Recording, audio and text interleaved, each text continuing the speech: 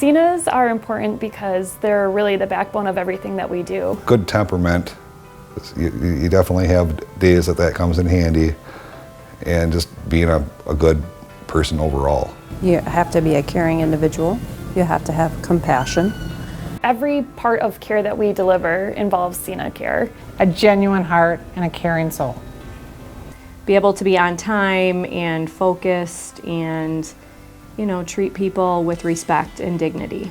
Oh, I try to make them happy. I do silly things, and I dance and sing, and anything that I can do to get their mind off their illness. Being a CNA means a lot to me. It's something that I'm very passionate about, especially working with the dementia unit. To be compassionate and caring. Being able to relate to the residents is important. To put yourself in other people's shoes. Being physically able, like going to the gym and just taking care of yourself, having a good diet, making sure that you come to work feeling refreshed. You have to be comfortable around people, talking to people, putting your hands on people. A sense of humor would be good. Good organizational skills are definitely important. I'm funny. I make my residents laugh. I kind of lighten the mood a little bit for them. As the population gets older and the workforce gets younger, there's almost like a disconnect there, but I feel like once they come together, I think that the relationships they're really beautiful. If you're only here for money, then you're gonna get burned out quick. You gotta actually have a kind heart and be gentle, and yeah.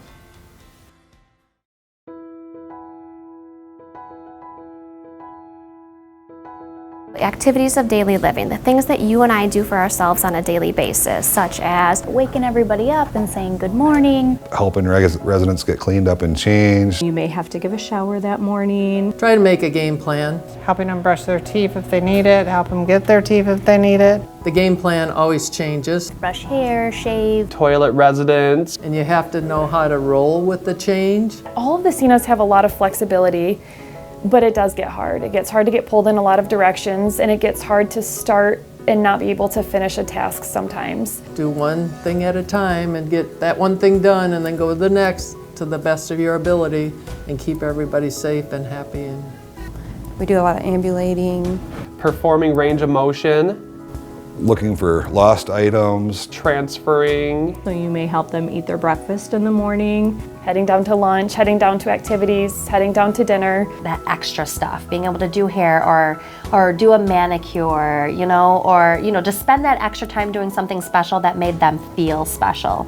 And then bedtime routine. So maybe a bedtime snack and then nighttime care. So getting into pajamas, washing your face, brushing your teeth, brushing your hair, getting into bed, calling it a night. Sometimes they just need someone to sit beside them and put their arm around them and feel close to them.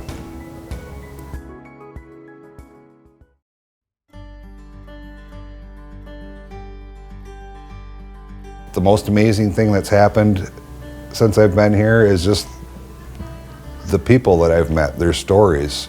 When I broke my foot a couple months ago, I really missed my residents, so I would come in and I'd hang out with them in the room and talk with them for 15 to 20 minutes, ask what's going on with their life, and just trying to make them feel like someone's there for them, a friend, not just an aide or a CNA, just somebody who they see on a day-to-day basis and that they trust. I really enjoy some of the people with dementia or Alzheimer's. They say my name all the time. They don't say everybody's name, but they'll ask for me by name, and that makes me feel pretty good that I have made a mark in their life. The appreciation that they show me, whether it's a smile or a hug or a thank you or a thumbs up or just contentness. You can learn so much from taking care of this generation. Their outlook is different, the way they've lived is different, what they've been through is just amazing. The self-satisfaction of knowing you made a difference in somebody's life and the bonds that you form with your residents and with the other staff members.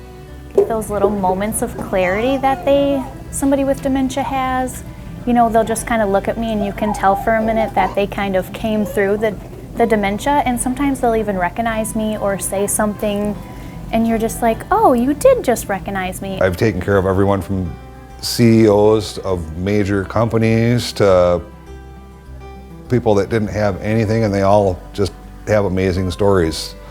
I have a resident right now that's 100 years old, and it's just delightful to hear about what things were back in the 1930s. It's hard for them to tell you thank you or I appreciate you. And so just that little moment of clarity, that's what really brings me back and says this is why I'm here every day, is for that little moment right there.